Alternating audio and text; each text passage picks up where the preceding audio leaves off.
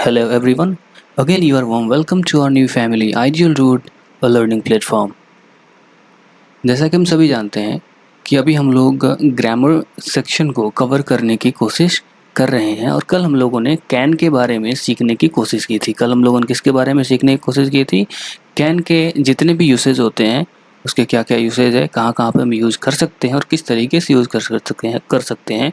इन चीज़ों को कल हम लोगों ने बड़े ध्यान से सीखने और समझने की कोशिश की थी। आज हम लोग सीखेंगे कुड का क्या क्या यूज हो सकता है। आई होप आप लोग जो कल का सेक्शन था आप लोगों ने बड़े अच्छे से तैयार किया होगा। अगर आप पहली बार इस चैनल पे आए हैं तो प्लीज़ आप सब्सक्राइब कर दीजिए, शेयर कीजिए और लाइक बटन को प्रेस कीजिए। और सबसे पहली बात, अगर आप पहली बार आए हैं तो मैं रेकमेंड करूँगा कि पहले आप इसके पिछले वाला जो क्लास है जिसमें हम कैन का यूसेज सीखे हैं उस क्लास को पहले आप देखें, सीखें, समझें, फिर आज का क्लास आप अटेंड करें। अगर मैं कुड की बात करूँ, कुड कैन का ही एक पास्ट फॉर्म है जिसे हम कई तरीक़ों से सीख सकते हैं। अगर मैं बात कहूँ जिसे हम पास्ट, कैपेसिटी,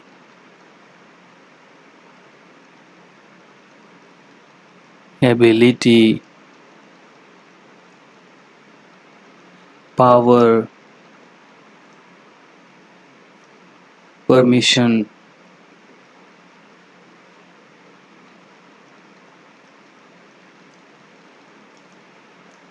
एटसेट्रा के लिए हम इसका यूज़ करते हैं। अब देखते हैं बारी बारी से हर एक चीज़ को बड़े ध्यान से और सीखते हैं कि आखिर इन चीज़ों का यूज़ हम कहाँ पे किस तरीके से कर सकते हैं। देखिए, सबसे पहले हम सीखेंगे कि प्रॉपर्टीज़ क्या क्या हो सकते हैं, कुड का क्या क्या प्रॉपर्टीज़ हो सकता है। इस चीज़ों के बारे में हम बड़े ध्यान से सीखने और समझने की कोशिश करेंगे। शायद हम लोग प्रॉपर्टीज़ ऑफ कैन का कल हम लोगों ने सीखने की कोशिश की थी, सेम चीज़ यहाँ भी हम लोग देखेंगे।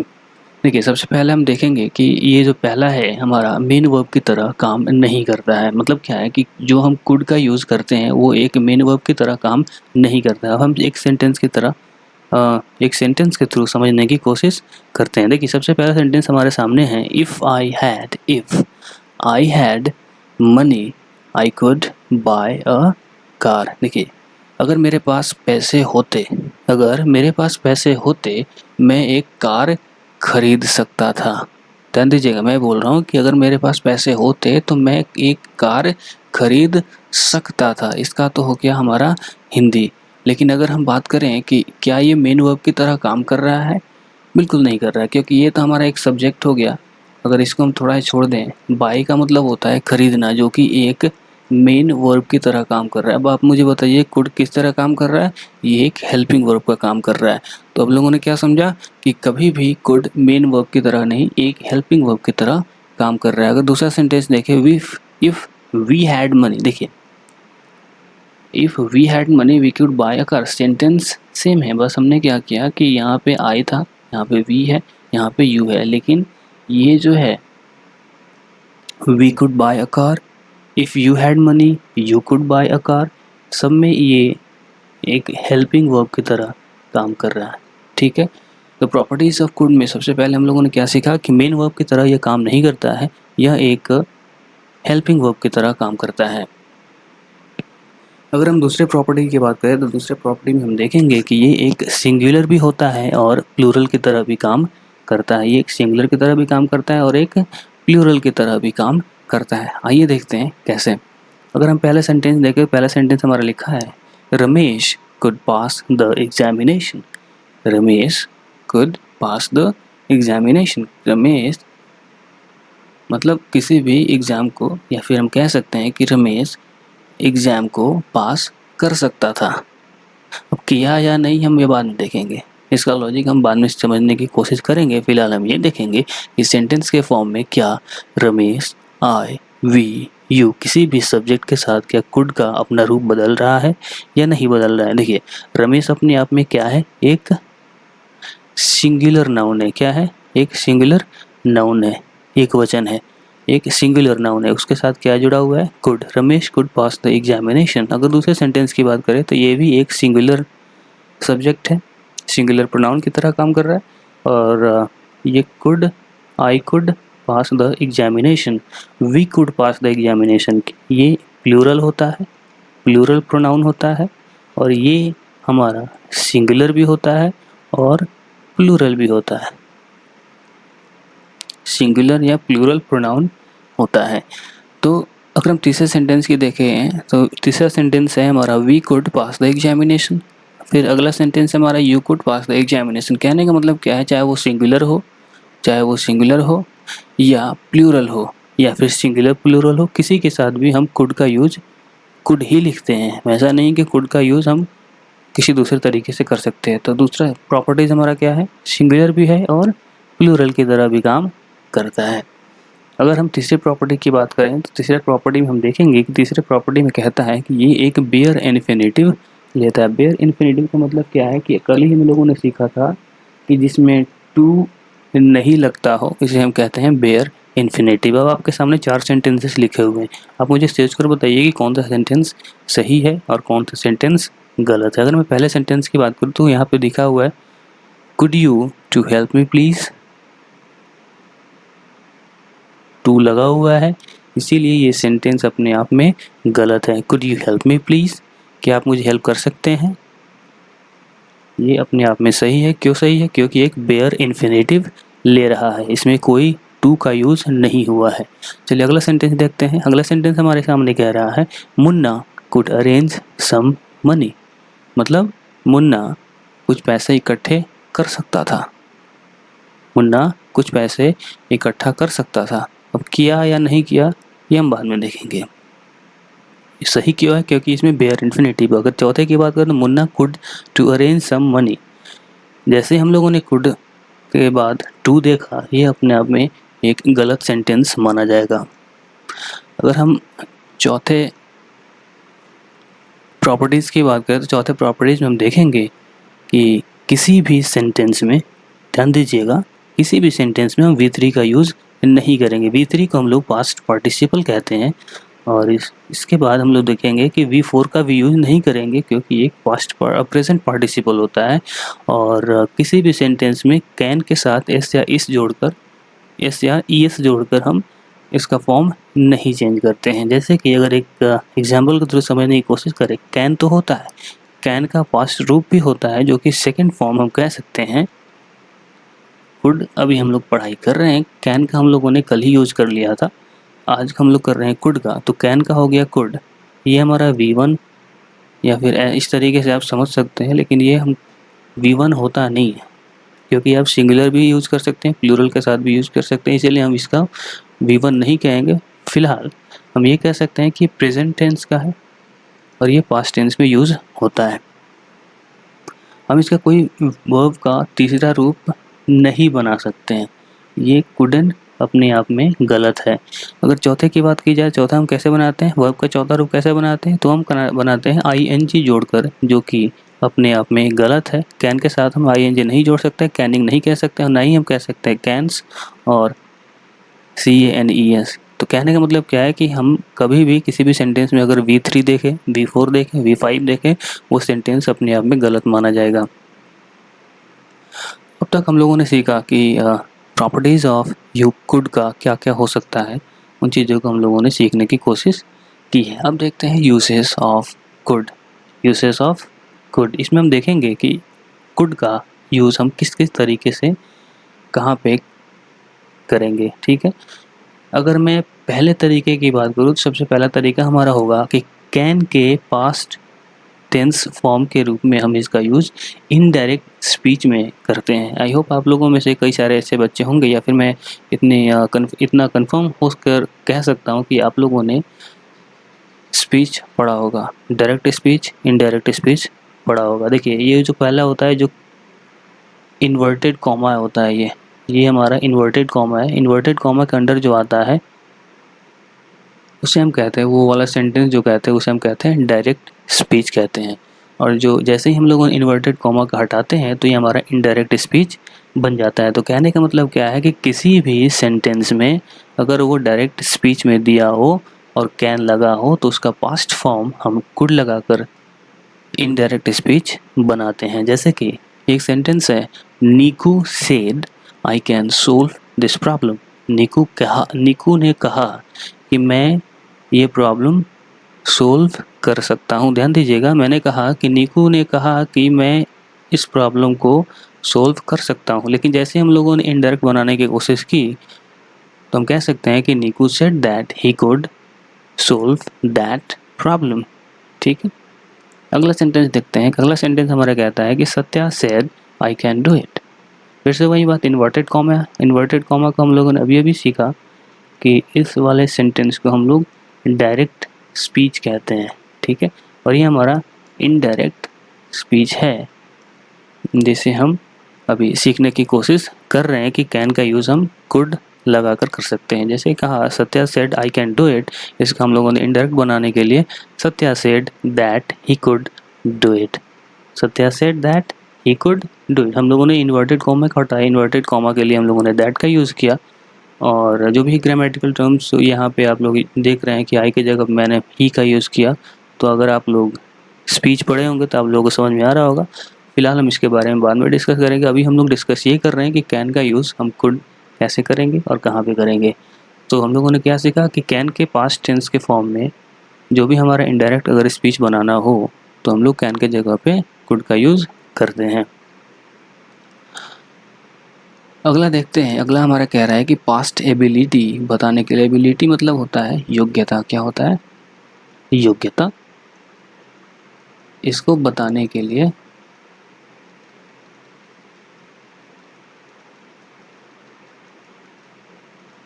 हम लोग कुड का यूज़ करते हैं। जैसे कि एक सेंटेंस की तरफ समझने की कोशिश करेंगे। पहला सेंटेंस हमारे सामने है, Amandeep could speak English at the age of 16। कहने का मतलब क्या है कि अमनदीप एक लड़का है जो 16 वर्ष की आयु में इंग्लिश बोल सकता था। अमनदीप एक ऐसा लड़का है जो 16 वर्ष की आयु में इंग्लिश बोल सकता था। Amandeep could speak English at the age of 16। अगर हम इसे नेगेटिव सेंस बनाने की कोशिश करें, देखिए ये हमारा एक पॉजिटिव सेंस तैयार कर रहा है। ध्यान दीजिएगा, ये हमारा एक पॉजिटिव सेंस तैयार कर रहा है। अगर हम इसे नेगेटिव सेंस तैयार कराने की कोशिश करें तो नेगेटिव सेंस में हम देखेंगे कि जैसे हम कुड के साथ नॉट लगाते हैं हमारा नेगेटिव सेंस तैयार हो जाता है। तो अगला सेंटेंस हम देखेंगे, अमनदीप कुड नॉट या फिर Amandeep couldn't speak English at the age of 16। मतलब अमनदीप एक ऐसा लड़का है जो 16 वर्ष की आयु में इंग्लिश नहीं बोल सकता था।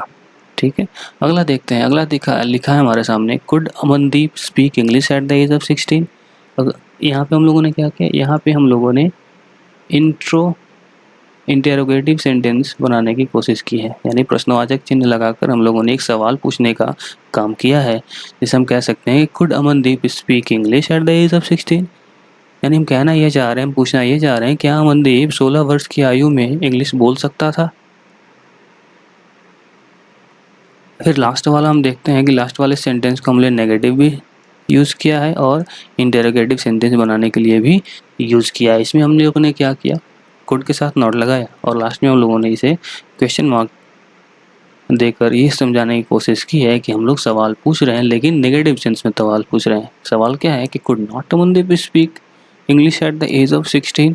क्या अमनदीप 16 वर्ष की आयु में इंग्लिश नहीं बोल सकता था। ठीक है, तो अगला देखते हैं कि अगला हम कुड का यूज़ किस तरीके से कर सकते हैं। अगला ही देखते हैं। अगला हमारा पास्ट पावर, यानी जो भी पास्ट का जो पावर दिखाने का काम होता है, जिसे हम इंग्लिश में हिंदी में बोल सकते हैं। पावर का हिंदी होता है शक्ति। इसको हम दिखाने के लिए किसका यूज़ करते हैं, कुड का यूज़ करते हैं। ध्यान दीजिए, अगर मैं पहले सेंटेंस की बात करूँ, पहला सेंटेंस हमारे सामने लिखा है, व्हेन संजीत वाज यंग, जब संजीत जवान था, he could lift my younger brother. वो, या फिर हम यहाँ पे ये लिख सकते हैं, माई के जगह पे his. When Sanjeet was young he could lift his younger brother, जब संजीत जवान था वह अपने छोटे भाई को उठा सकता था। अगर हम प्रेजेंट टेंस की बात करें, प्रेजेंट में कुड का यूज़ हम कैन के जैसे यूज़ करने की कोशिश करेंगे तो हम कह सकते हैं कि जब संजीत जवान है ऐसा कह सकते हैं कि नहीं कह सकते हैं? नहीं कह सकते हैं। क्यों नहीं कह सकते? बाद में देखेंगे। फिलहाल हम ये देखेंगे कि हम ये नहीं कह सकते व्हेन संजीत इज़ यंग, क्योंकि अगर वो आप व्हेन लगा रहे हैं तो इज़ आप नहीं लगाएंगे, ये कंडीशनल सेंटेंस में आपका दिखेगा। फिलहाल हम ये देखेंगे कि कुड का यूज़ हम इसमें किस तरीके से करेंगे। शायद आप लोगों को ये सेंटेंस जो है बड़ा दिख रहा होगा। When Sanjeet was young he could lift his younger brother. आगे बढ़ने से पहले मैं आप लोगों को एक तरीका बताना चाह रहा हूँ कि आप जब कभी भी बड़े-बड़े सेंटेंस देखें तो घबराएं नहीं, क्योंकि बड़े-बड़े सेंटेंस जो होते हैं वो छोटे-छोटे सेंटेंस से मिलकर बने होते हैं। शायद आप लोगों ने कुछ एक ट्रांसलेशन सीखा होगा कि ट्रांसलेशन हम कैसे बनाते हैं। तो आप लोगों से निवेदन है, नम्र निवेदन है कि आप लोग कभी भी बड़े-बड़े सेंटेंस को देखकर घबराइएगा नहीं। क्यों नहीं घबराइएगा? एक एग्जाम्पल के थ्रू समझने की कोशिश करते हैं। देखिए, अगर मैं यहाँ पे लिखूँ, सबसे पहला सेंटेंस हिंदी में लिखता हूँ पहले, मैं जाता हूँ, मैं जाता हूँ। अगर हम इसका इंग्लिश तैयार करें तो इंग्लिश में हम कह सकते हैं आई गो। ध्यान दीजिएगा, मैं आपको बताना क्या चाह रहा हूँ, आप बस बने रहिए और सीखने की कोशिश कीजिए। मैंने लिखा कि मैं जाता हूँ, एक बहुत ही छोटा सा सेंटेंस है जिसका इंग्लिश होता है आई गो। अगर मैं इसी बात को लिखूँ, इसमें एक छोटा सा और चीज़ जोड़ देता हूँ, मैं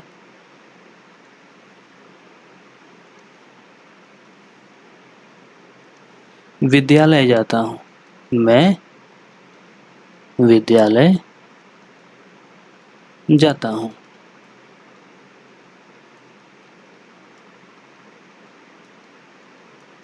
अभी हम लोगों ने सीखा कि मैं जाता हूँ का क्या होता है, मैं जाता हूँ, आई गो, कहाँ जाता हूँ, विद्यालय जाता हूँ, आई गो टू स्कूल।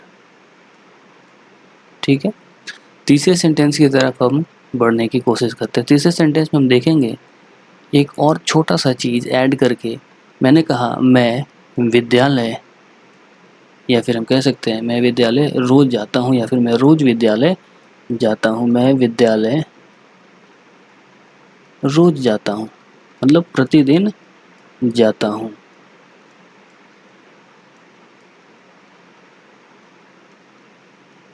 देखिए, मैं बार-बार बोल रहा हूँ कि अभी हम लोग बेसिक टू एडवांस सीखने की कोशिश करेंगे या कर रहे हैं, तो आप लोग बिल्कुल भी ना घबराएं। या तो आप इस तरीके से भी ना सोचें कि नहीं यार, मुझे ये पता है, मैं अगला क्लास देख लूँगा, या फिर अभी हो सकता है कई सारे ऐसे लोग होंगे जो ये बोल रहे होंगे नहीं ये थोड़ा सा एडवांस लेवल का है तो मैं अभी नहीं सीख सकता हूँ। मैं आपको बता दूँ, हम लोग अभी जो सीख रहे हैं वो बिल्कुल ही बेसिक लेवल से चीज़ें सीखने की कोशिश कर रहे हैं। ठीक है, तो सबसे पहला सेंटेंस हम लोगों ने देखा मैं जाता हूँ, आई गो। उसके बाद हम लोगों ने सिर्फ विद्यालय लगाया तो हम लोग हमारा सेंटेंस हो गया आई गो टू स्कूल। क्या यहाँ तो कोई दिक्कत है? बिल्कुल नहीं, एक छोटा सा सेंटेंस है, हम लोगों ने सीख लिया। अब हम कहते हैं कि मैं विद्यालय रोज़ जाता हूँ, यानी प्रतिदिन जाता हूँ, तो हमने क्या लिखेंगे, आई गो टू स्कूल। क्योंकि अभी हम लोगों ने सीखा मैं विद्यालय जाता हूँ, कब जाता हूँ, डेली जाता हूँ। मैं विद्यालय डेली जाता हूँ, I go to school daily. फिर हम अगला सेंटेंस देखते हैं। अगला सेंटेंस अगर मैं लिखने की कोशिश करूँ कि एक और छोटा सा चीज़ ऐड कर दूँ, मैं रोज़ सुबह में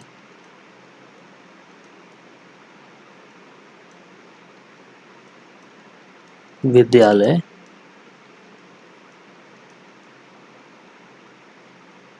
जाता हूँ।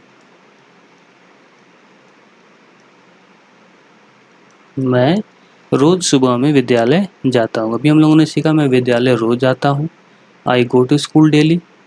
यहाँ भी हम लिख सकते हैं आई गो टू स्कूल डेली। मैं डेली स्कूल जाता हूँ, कब जाता हूँ, सुबह में, इन द मॉर्निंग।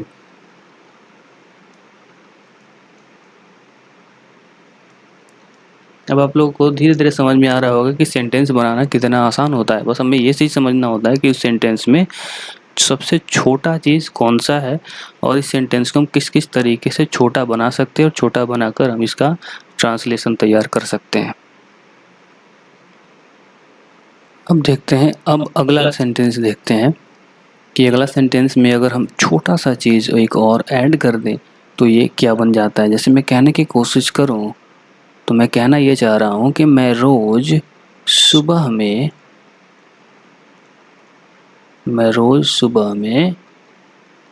9 बजे, कितने बजे, 9 बजे विद्यालय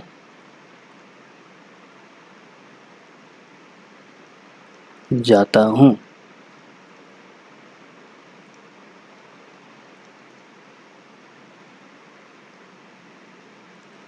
अभी हम लोगों ने देखा कि अगर मैं लिखा था चौथे सेंटेंस में कि मैं रोज़ सुबह में विद्यालय जाता हूँ, इसका हम लोगों ने बनाने की कोशिश किया था, I go to school daily in the morning. जैसे हम लोगों ने 9 बजे लगाया तो यहाँ पे हम कह सकते हैं कि I go to school daily in the morning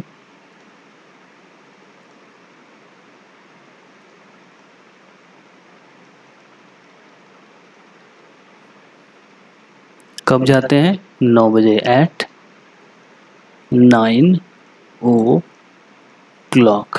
इसमें कई सारे ऐसे बच्चे होंगे जो ये बोल सकते हैं कि in the morning at 9 AM, तो 9 AM का यूज़ हम नहीं कर सकते। क्यों नहीं कर सकते, इसका लॉजिक हम लोगों ने शायद सबसे पहले वाले क्लास में सीखा था। तो अगर आप इसका लॉजिक सीखना चाहते हैं, अगर आप पहली बार आए हैं तो आप पहला क्लास अटेंड कर सकते हो, वहाँ पे देख सकते हैं कि हम लोग AM या PM का यूज़ अगर मॉर्निंग या इवनिंग लगा हो तो क्यों नहीं लगा सकते हैं। क्लियर है।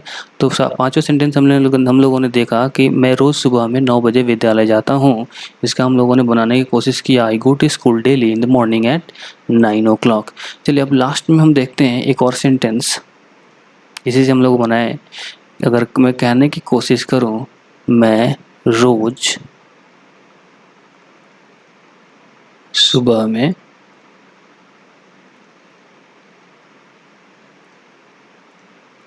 9 बजे अपने दोस्तों के साथ, क्योंकि कई सारे ऐसे बच्चे होंगे जो अपने दोस्तों के साथ जाते होंगे, तो मैंने क्या लगा दिया एक और छोटा सा चीज़ कि मैं रोज़ सुबह में 9 बजे अपने दोस्तों के साथ विद्यालय जाता हूँ।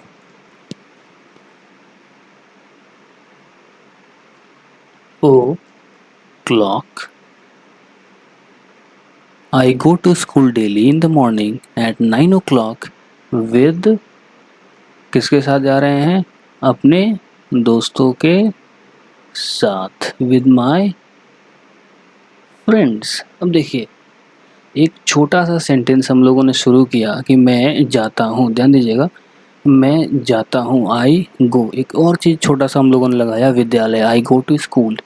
एक और छोटा चीज़ लगाया हम लोगों ने, मैं विद्यालय रोज़ जाता हूँ, मैं जाता हूँ, मैं विद्यालय जाता हूँ, मैं विद्यालय रोज़ जाता हूँ। एक एक चीज़ हम लोगों ने लगा कर इन सेंटेंस को बनाने की कोशिश की है।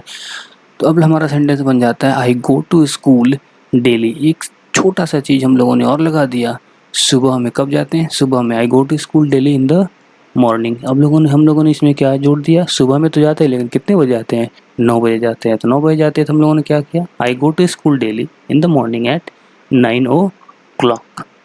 फिर अगला हमारा सेंटेंस है कि अगर मैं इस पे एक छोटा सा चीज़ और लगा दूं कि अपने दोस्तों के साथ, मैं रोज़ सुबह में 9 बजे अपने दोस्तों के साथ विद्यालय जाता हूँ।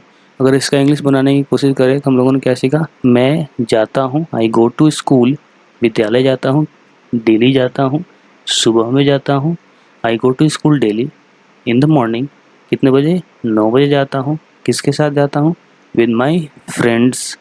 क्लियर है। तो I go to school daily in the morning at 9 o'clock with my friends. क्या ये कहना अपने आप में आसान लग रहा है या नहीं लग रहा है, बिल्कुल लग रहा होगा, क्योंकि हम लोगों ने इन चीज़ों को इस तरीके से सीखने की कभी कोशिश नहीं की है। क्यों नहीं की है, क्योंकि हम लोगों को जब भी बड़ा सेंटेंस दिखता है तो हम डर जाते हैं और उसके पीछे का लॉजिक ढूंढने की कोशिश हम नहीं करते, इसीलिए हमारे साथ ये प्रॉब्लम हो जाता है। खैर कोई बात नहीं। तो अभी हम लोग क्या देख रहे थे, हाँ अभी हम लोग थे यहाँ पे पास्ट पावर को दिखाने के लिए कि हम लोग मतलब किस तरीके से समझेंगे कुड का यूज यहाँ पे कर सकते हैं। जैसे कि मैंने कहा व्हेन संजीत वाज यंग, देखिए when Sanjeet was young, Sanjeet जवान था कब, जब he could lift his younger brother, जब वो जवान था तो अपने छोटे भाई को उठा सकता था। फिर अगला सेंटेंस देखते हैं कि Suju was so strong, Suju बहुत मजबूत था।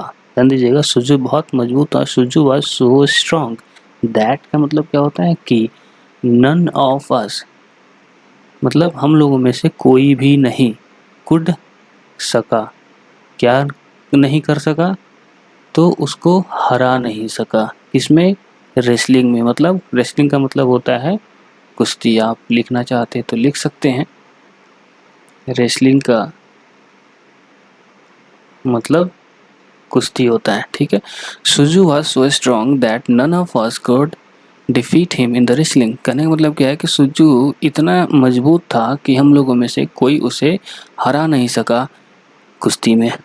क्लियर है। तो सेंटेंस को भी हम इस तरीके से, अगर आप हिंदी में समझने की कोशिश करेंगे उसको, तो इस तरीके से आप तोड़ने की कोशिश कर सकते हैं। फिलहाल ये इम्पॉर्टेंट नोट आप ले सकते हैं कि कोई भी कार्य समाप्त अगर हो गया हो, देखिए जब तक अभी तक हम लोगों ने जो भी पढ़ा है कुड का यूज़ करके, हम लोगों ने देखा है कि जैसे मान लीजिए यहाँ पे लिखा हुआ है आई कुड पास द एग्जामिनेशन, तो ध्यान दीजिएगा आई कुड पास द एग्जामिनेशन का मतलब ये नहीं होता है कि काम पूरा हो चुका है। इसका मतलब ये है कि मैं एग्जामिनेशन पास कर सकता था। अब ये ज़रूरी नहीं है कि मैं पास कर लिया हूँ, ये भी हो सकता है कर लिया हूँ या फिर ये भी हो सकता है कि नहीं भी किया हूँ। कहने का मतलब क्या है कि कंप्लीशन ऑफ वर्क नहीं है, काम को पूरा करने वाला सेंटेंस हमें नहीं लग रहा है। जब भी हमें ऐसे सेंटेंस को काम पूरा कराना हो, जैसे कोई कार्य समाप्त हो गया हो या फिर तो उसके लिए हम क्या यूज़ करेंगे, उसके लिए हम वाज वेयर का साथ एबल टू का यूज़ करेंगे, मैनेज्ड टू का यूज़ करेंगे और सक्सीडेड इन एटसेट्रा, ऐसे ऐसे करके हम लोग इस सेंटेंस को यूज़ करने की कोशिश करेंगे। जैसे पहले सेंटेंस हमारे सामने आई कुड पास द एग्जामिनेशन, मैं एग्जामिनेशन पास कर सकता था। अब पास किया या नहीं मुझे पता नहीं है, लेकिन अगर हम इसे कंप्लीट के सेंस में बनाने की कोशिश करें तो हम कह सकते हैं कि I was able to pass the board examination, मतलब मैं दक्ष था, मेरे अंदर वो एबिलिटी थी कि मैं एग्जामिनेशन पास कर सका। अगला हम देखते हैं, अगला हमारे सामने है पास्ट कैपेसिटी। देखिए पास्ट कैपेसिटी में हम देखेंगे कि देखिए कैपेसिटी होता है क्षमता, कैपेसिटी मतलब होता है क्षमता। मेरे अंदर इतनी क्षमता है कि मैं कोई काम कर सकता हूँ, लेकिन अगर मैं खुद के साथ यूज़ करने की कोशिश, मैं कह सकता हूँ कि इफ़ आई ट्राइड हार्ड, अगर मैं ज़्यादा कोशिश किया होता तो मैं अपने दुश्मन को हरा सकता था। ये एक पॉजिटिव सेंस तैयार कर रहा है। अभी हम लोगों ने कई सारे सेंटेंसेस के ऊपर पॉजिटिव, नेगेटिव, इंटेरोगेटिव और नेगेटिव इंटेरोगेटिव सेंटेंस बनाने की कोशिश की है।